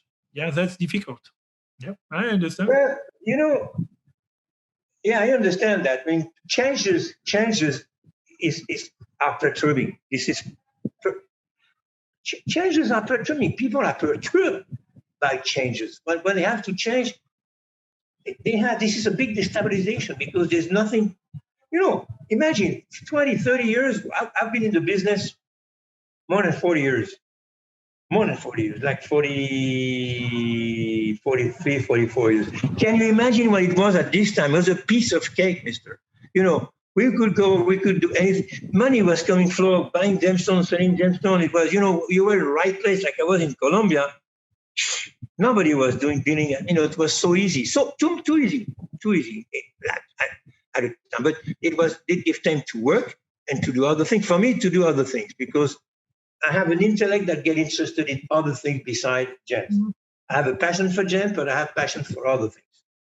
I like opera, I like music, I like rock and roll, I like trekking, I like many people in the trade, I think. Ride horses. Okay. So I've done it too. But today, professionalization of the industry has been tremendous. And today, let's take the retailers. In a serious retailer today, the staff they employ need to be gemologists before they have to know what to talk about. Today, any shop in Paris, for instance, that have I'm not talking about the big name, but even the other names, they employ gemologists, they employ professionals, they send them to school, they train them, and this is what is happening. Also, the son of the old dealers are educated; they're gemologists. They've learned other things. They've learned things. So this is a new generation. And this generation that is bringing value because they know more and also because they apply it.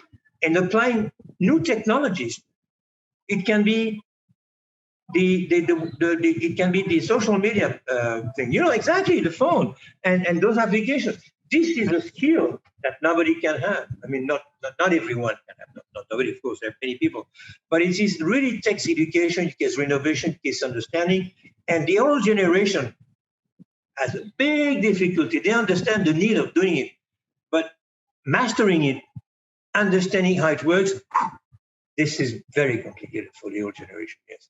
They understand it, the basics, but they cannot do it. They have to hire people to do it. And that's it. And it goes so fast. But again, attached to the virtual business that is taking place more and more, you need to have more and more confidence, more and more membership of things that give confidence, and more tools you belong to be in the ball game. Because this will be the people who will prevail, I think. There is one thing that I found very, let's say, all the press and all the magazine and things like that, they have some challenge, for example, with all the social media and things like that. But there is one thing that I found very interesting, and then you repeat you know, that when we had discussion, you tell me that regularly, and this is very true, is, you know, when we publish, for example, on Instagram, on Facebook, and things like that, this is instant publication. It doesn't stay. No. Because nobody is going back to see what was published 4 years or 5 years ago. But the great thing with something like InColor or like a, you know, magazine, when you publish something, is you can go to the website and you can download the past issue, and this is staying.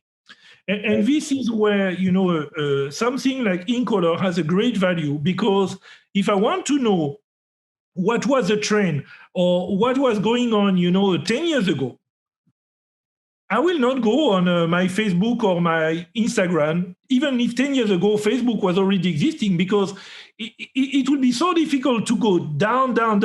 But I just go, you know, online, and I can check, you know, these magazines that are gemological magazine, like Gemology, Journal of Gemology, InColor, and then you can have an idea about what was going on in mining areas and things like that. And this is a gift for the future generation who will want to learn about the industry. And this is where, you know, it's so important to have a magazine like InColor, because it's something, it's a reference, it's something that will stay, and it's something that will be useful for all the young people who will come in the industry and who want to learn more. I agree. And this is why I hope that there is a balance in the new InColor magazine that remains, that keeps this part, which we just mentioned, not going only about trends, about fashion, about what people do, and about putting, you know, there's a trend of having people wanting to put their face, they want to show themselves in a magazine. Many people in the board, and I say, oh, why don't I talk about me? Why don't I talk about what? This is something that will be forgotten the next day. You know? That's what I think. But this is, you know, when I look back, for example, the issue about the Congress, sometimes, you know, you want to, I'm happy to see in InColor, you know, the photograph of the people who were speakers at the Congress and what they talk about. You know, this is useful because this is a kind of historical reference. And I remember, because I remember the talk from that guy, and it was good. And, you know, I think that this is good to be able to have a reference. Every 2 years, in one issue, every 2 years, not in every issue. Yeah, but you're right. It has to be a good balance. But But then it's a balance, because you need to make the members happy, and you know, we need to make it is an association magazine, so there's a board, and they need to be more or less happy. So that is the challenge. When you have a commercial magazine, they only care about advertising, which is not a success for. I mean, InColor has not ever been able to get advertising enough, because the distribution is big enough, and it's probably not reaching enough of the people that would probably justify other people to buy advertising in InColor. Okay, that has not been very successful. But again, commercial magazine, have an editor who publishes things that will make readers want to read and keep buying, keep wanting the magazine. And this is how they have a target of audience, and this is what the announcers, the people who buy, advertisers, keep putting money into it. The moment it's not representative, we start putting ads into it, and this is what happened to Color Magazine, to Gemstone Magazine, which was not the purpose of InColor. Now, what we've been trying to do in InColor is at least having it sustained by advertising, the cost of publication and mailing sustained. It's possible in some issue, like the partnership with Colombia into this symposium, the partnership with Australia with a special opal, which was extremely good, thanks to Damien Cody, who took, I'd say, hey, Damien, let's do something on Australian opal. So he put the best guys together, but extremely good. This is a fantastic issue. It's only on Australian opal, though. It's not the opal. But it's extremely interesting. It is a reference issue. Beautiful photograph, fantastic cover, and people place that. Because if you do that, it's normal that you have people to get interesting. It was not the case in time. Nobody placed any ads in Thailand. They all wanted to be there, but they didn't place any ads. So it's you try, and if you don't have people who know exactly how the trick is from your head office or your publishing office to sell the ads, you will not be successful. Ads should be covering the cost, yes. But some issue will not. Like a November issue is difficult, always difficult. But an issue that we're going with Tucson, now if we don't have the show, people like to have their publicity going with the show. If the show, the trade show don't come back, that's going to be another issue. So, but the magazine should be able to get some ads online. The thing is that how much money can you get on ads online? You know, I don't know. It depends. If you have many, many people reading it, downloading it, you can be interesting for advertisers to place ads at a certain price. But you need to prove people still like paper for ads. Again, this is something I don't put my hands on because I'm off that and I was so much busy in what I was doing. But advertising will be an issue. I think they're looking for somebody who can do the trick, and I think the publisher has some ideas about that. And so hopefully it will not be a profitable. This is not what it's made for. It's not made for that. It's an association magazine. It's not a trade thing. And I don't see any trade magazine today. Like if you take Gem and Gemology, how much is it costing to GI? It's not making 1 cent. There's not even one publicity. But they cannot do without it. Same, the magazine from GMA. They cannot do without it, even though they've been thinking in terminating. They cannot, because this is the image of those organizations. They have to keep it. It's an investment. It is an investment. GNA, same thing. GNA gets ad because they have Hong Kong and they've had the show. And it's been market. There's been UBM. It's not UBM. It's called. They've changed the name, but anyway. So it's been different because of that, and it's very powerful. And GNA has been very, very, very, very clever. Cecilia and the likes and the team. They've been following InColor, they've been publishing InColor at the time, and they were getting all the trends and the stories and getting all the contact. And now they're doing a fantastic. GNA is extremely good magazine, much more powerful than InColor. But InColor is InColor, and they take it as a reference. And every month or every 2 months, GNA comes to ICA and asks for what should they write. I mean, they ask questions. Can you tell us that? Can you do, and they ask Clément? And they look into what InColor is doing, and they're following InColor very closely. So I'm curious because we were speaking a minute ago about the evolution of the trade with social media and the internet. One of the things I always thought was very cool with InColor is the way that you guys have done the magazines online. Of course, there's the paper magazine, but the online magazine with the flip book. It's so cool. It's not just downloading the PDF, but you actually have the interactive thing. Did you always? Was that always part of the experience, or is that something that's come just recently? No, we had it before. We started with that, I think, in let me see, in 98. No, yeah, about 98. No, sorry, 2008. No, I'm making one. 2008, yes. But 2007, yeah, we had real read system.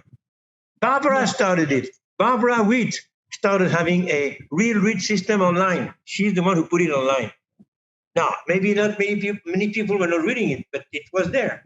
And before we changed the website, we had it. If you remember, you were looking yourself at the old, and you started screaming when you couldn't read them, and there was a hacking system, something in the website. But before you had a scroll and you could download, and it was the old system that was carried on. So it's been there for a long time. It was not publicized. It may not have been communicated enough, or people were not aware of it. But it's not new, Justin. Except that now it's more visible. Okay, but to me, as a researcher, it's great because when you, like Vincent said, when you need to go back and look at that issue from 10 years ago, or see what was going on that year, or maybe you're doing something about emeralds, you want to see that emerald issue. It's all there. You had it 4 months ago, and you had it 3 years, 4 years, 5 years ago. It's not you didn't know about it, but you had it. So now it's a different system because the webs have changed. Yeah. And the real thing, the flip book, is called flip book, and it's been told about flip book, and it's been a better word, and maybe now that it's online, it's working. It's very good. Yes, it is. But this is something we had before. It was not maybe so visible, but it's not new. So I'm curious, as for you retiring and you've been doing this job for so long now, what's the day-to-day experience been like? Like, is this a full-time job for you, or is this a side? It's practically a full-time job. We don't spend 8 hours in a day every day, but every day you work on InColor. Every day, not one single day you don't. Every day, 1 hour, 2 hours. Sometimes you reach when you start working with Vincent. Sometimes I spent hours with Vincent, reading it, talking to him, a half day, with one guy, and with Cynthia, we've been discussing things and putting things. No, it's not a full-time job from 8 to 5, but it's a full-time occupation. Sometimes I like to learn from you. I like to hear your voice. And, I know if I put a coin and I ask about one subject, then, I will have a good tape. So if I have the possibility, I will try to get information from you. Let me tell you something, Mr. Vincent. You are also an encyclopedia of many things, many things. But sometimes you're too much focused in showing an image and not showing the real thing inside of you. You are really a knowledgeable guy. Really, really, really. And you can go deep into, and if you don't know, who knows. Yeah. You are really the best guy I know in that thing. And you're not showing it enough because you go too much in detail about one thing, when you shave, when you brush your teeth, or when you, I don't I haven't seen the Vincent brushing the teeth video. I want to see this video. No, he doesn't do that, but he can tell that he's changing his glasses or whatever. Anyway, so but besides that, he is a incredibly knowledgeable guy. I'm learning from you and from other guys, people like Ken, well, the industry is full of super interesting people, and many of them, they like to speak. It's difficult to make them right, but most of them, they like to speak, and I like to listen to them. And then I have a good memory. Then you listen, you observe, and you also communicate. This is not a single way. You always go and learn and research and come back with things. No, you really are amazing, really. So, really. I go beyond your ego, which is that dimension. You're a really great guy. Well, I have an ego like everybody else. I am trying. Yours is a little bigger, but this is your style. This is who you are, and I love you. That's it. So, Jean Claude, let's do a few questions from my list from the audience. Okay, so we'll get these out of the way. Some of these are from earlier in the talk where I just didn't jump in yet. We were at the beginning talking about the Congress a bit, and somebody had asked, "Is there restrictions about who can join the Congress, who can come to the Congress?" No. Anybody can come to the Congress. It just has to be announced in a right way by the ICA, and communication must be good enough. If not, people need to go to the website, and this InColor website, newsletter, talk about the Congress. The dates and things are announced. Okay. Anybody can apply. They just fill a form. They say who they are. They pay. There's a fee. 1,300, 1,200, I don't know, it depends on the country. And they go. They have to pay for the hotel and for the trip, and plus the fee to address the Congress. But that fee includes not only the attendance of the Congress, it includes everything except the hotel. Food, because you're in the Congress. Reception, which are out of this world. And the networking. Yeah. And this is a good investment. That's true. And then you become a member. Yeah. Then you become a member. I know the one that you guys just did in Bangkok. That was the first one I'd been to, and it was a blast. Just tons of fun, so many activities and everything. But okay, next question. This one's from Antoinette Matlin. She was asking, speaking about the ICA. What are the different categories of membership for the ICA? If people want to join the ICA, is there different ways to join? Two categories of membership, I think. Yes.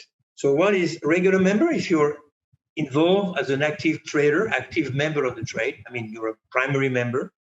So you buy, you sell, you mine, you cut, you do something that is actively recognized within the trade. or if you're a student, or if you're an institution or a school, or then you cannot be a full member because you're not in the trade. You become an associate. You are an associate member.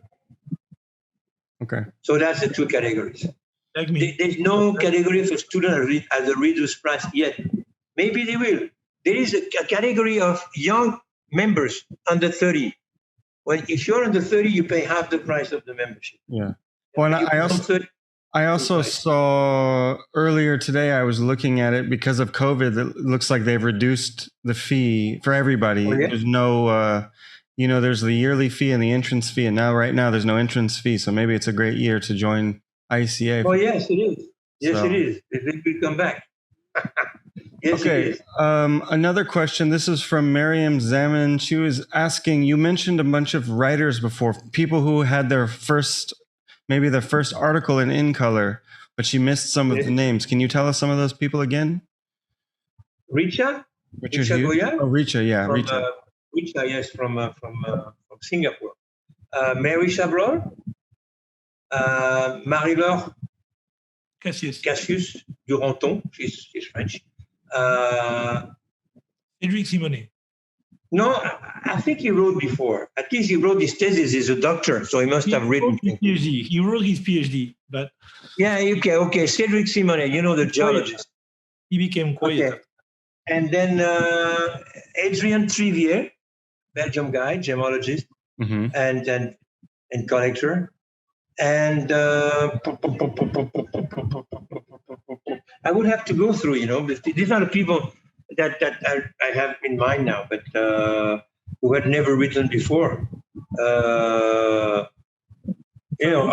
people. I saw a message from Brad Wilson just a moment ago online. Brad, many years ago, he wrote an article for me, but he had been publishing, I think, before. Brad is a top publisher and the top researcher and the top geologist and the top whatever. He has a story of him that many people don't know. I know this story. He was in northern Canada on what we call the banquise, on the flat ice, and he slept at night in the middle of the nowhere, and he was woken up by a bear who jumped on him, and he killed the bear. The bear fell on him, and he was with his cell phone communicating with his wife. The bear was, he saved himself by that thing, And this is Brad. That's and great. Brad is a guy who's gone anywhere alone to find gems. And I'm very, very happy and to know him and to have him as a contributor, because he's the kind of guy that you can really work with. You're gonna get stories that nobody else has, because it's a passion thing and he knows his stuff and he has something that other people cannot do or don't do. He doesn't have much time to write about it, because he's also a professor lecturer.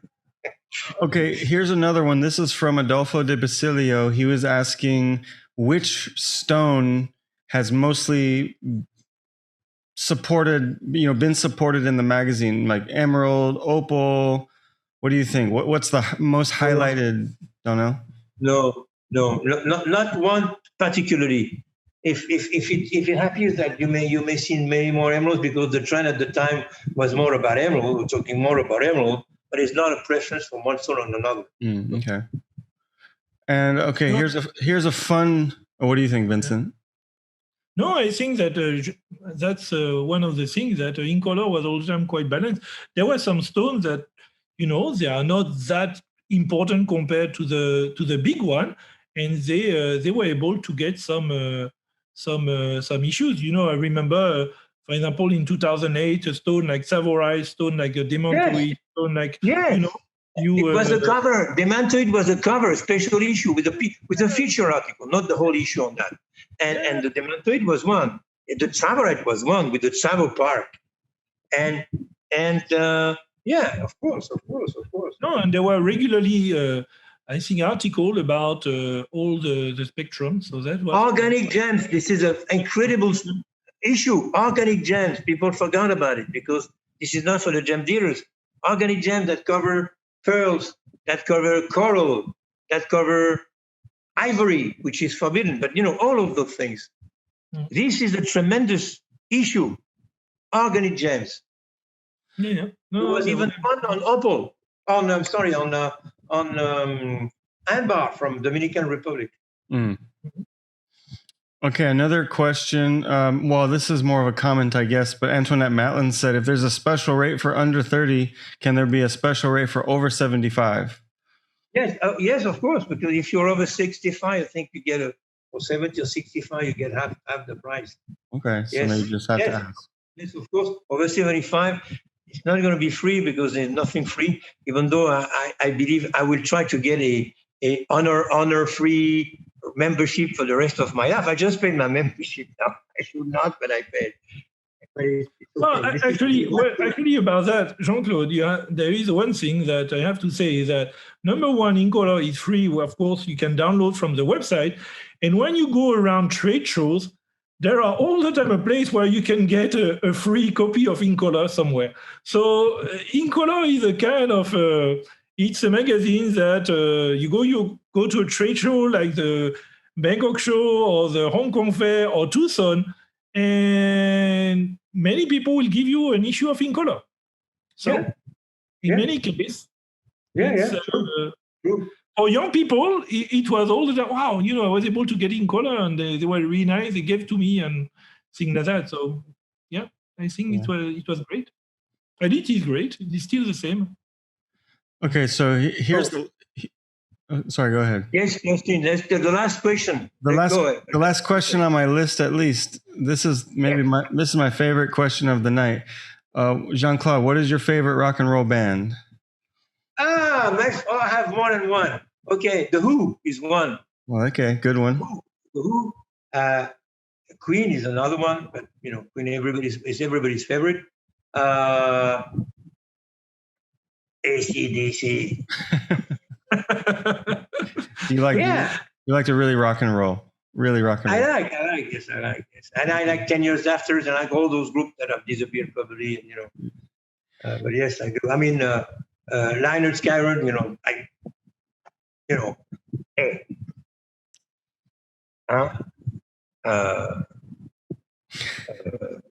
Yeah, well, the sky is always blue.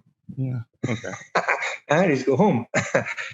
So, okay, what do you think? We've gone through some of the history of InColor, the behind the scenes, the printing, some of the stories.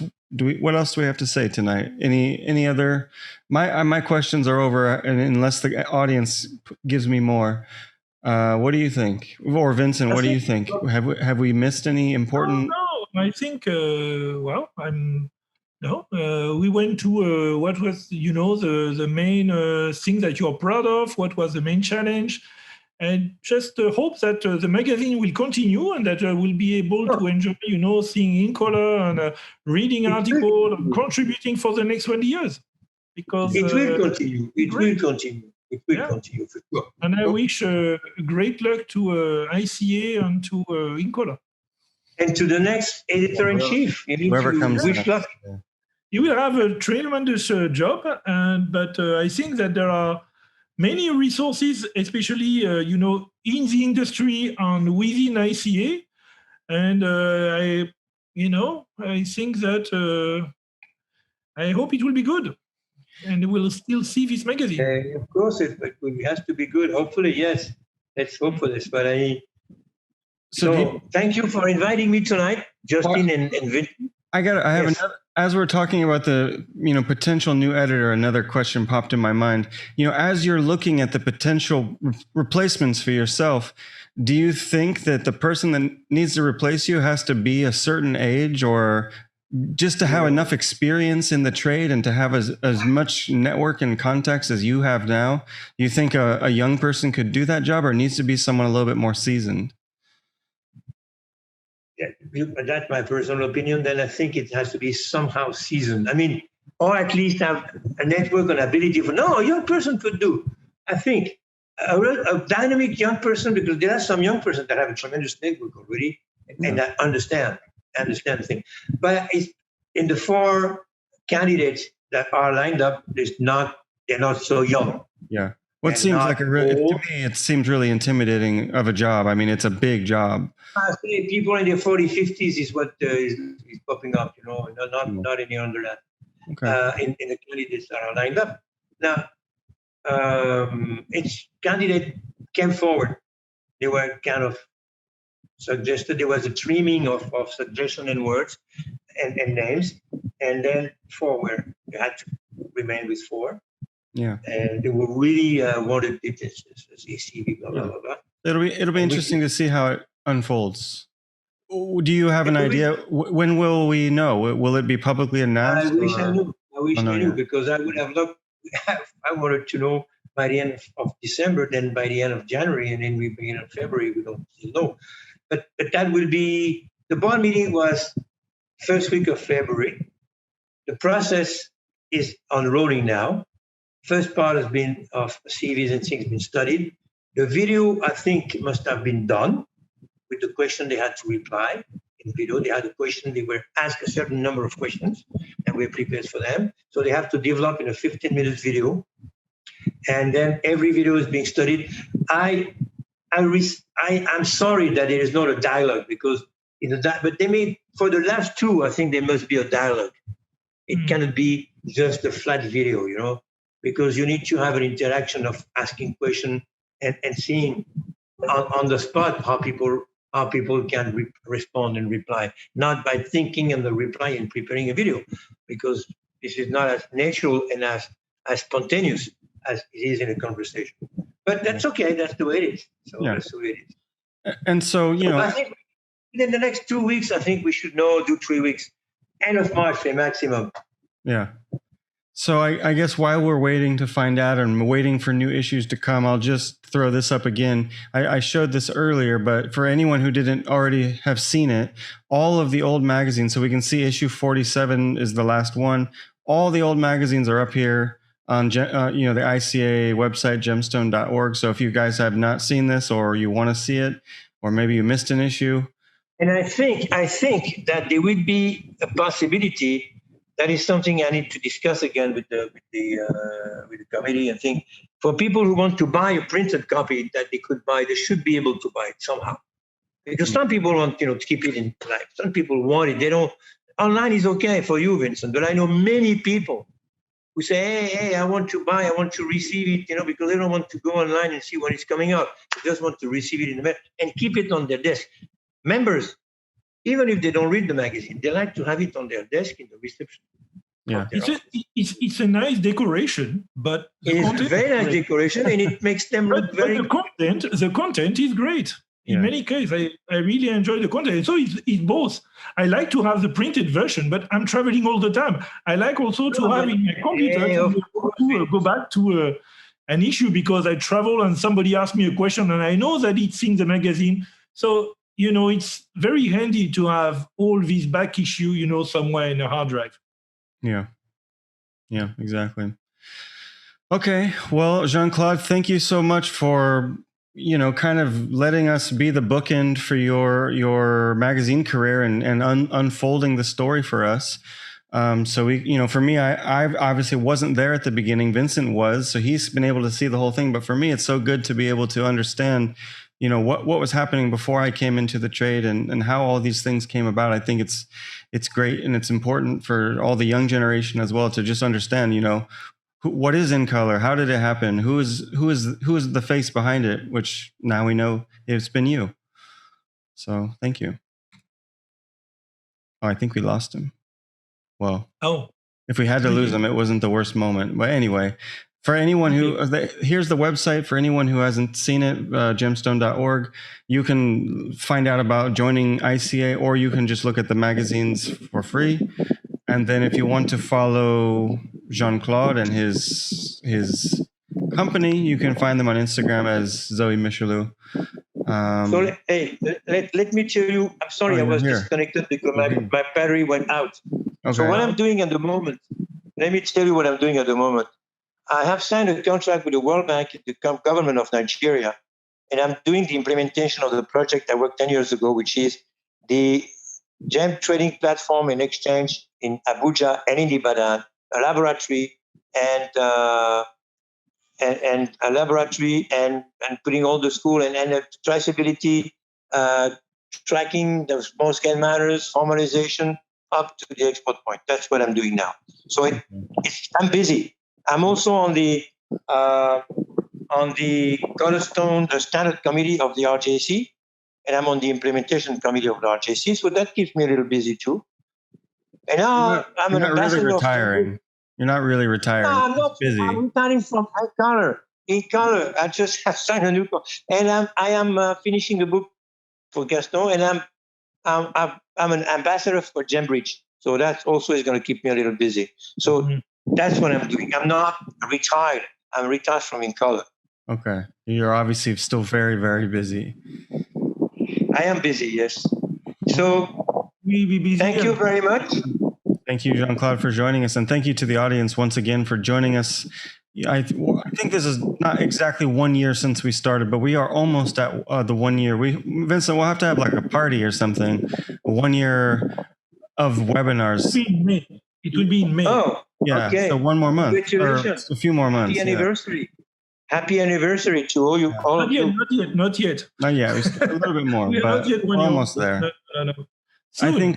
I think this week is maybe the 1 year anniversary of coming back from Tucson and realizing that COVID was a serious thing that I didn't realize when I was in Tucson, but when I came back, it hit us. So anyway, Vincent, what are we doing next month? We have a very interesting. I'm looking forward to this a lot.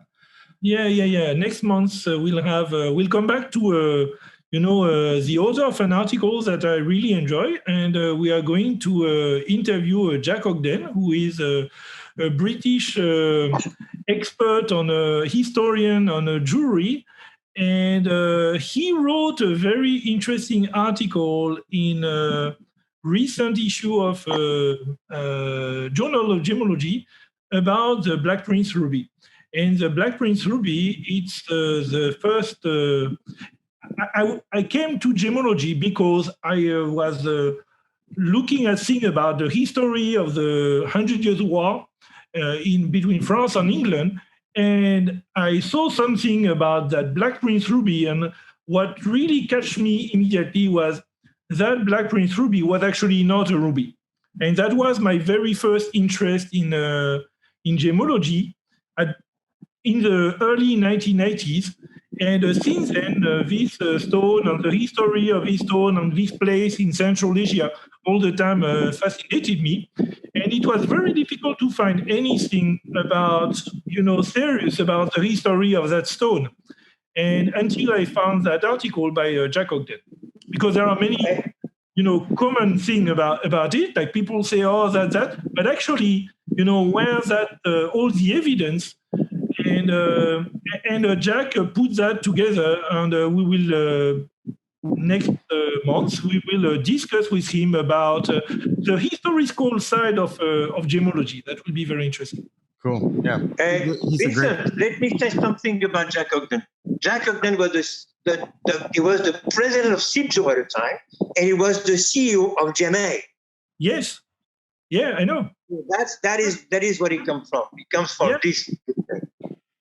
Yeah, and he is a great guy. I had the pleasure to travel with him for nearly 3 weeks in Australia.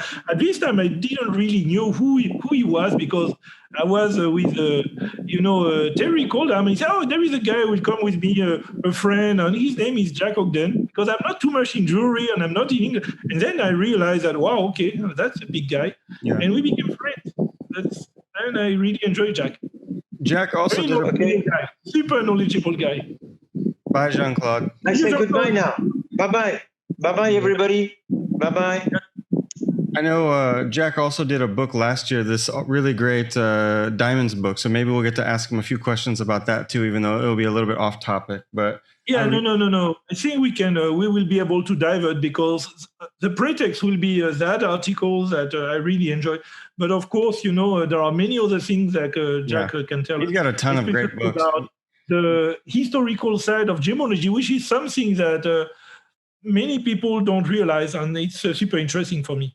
Yeah, me too. And he's such a great speaker. I'm sure he's going to be tons of fun. So, Yeah.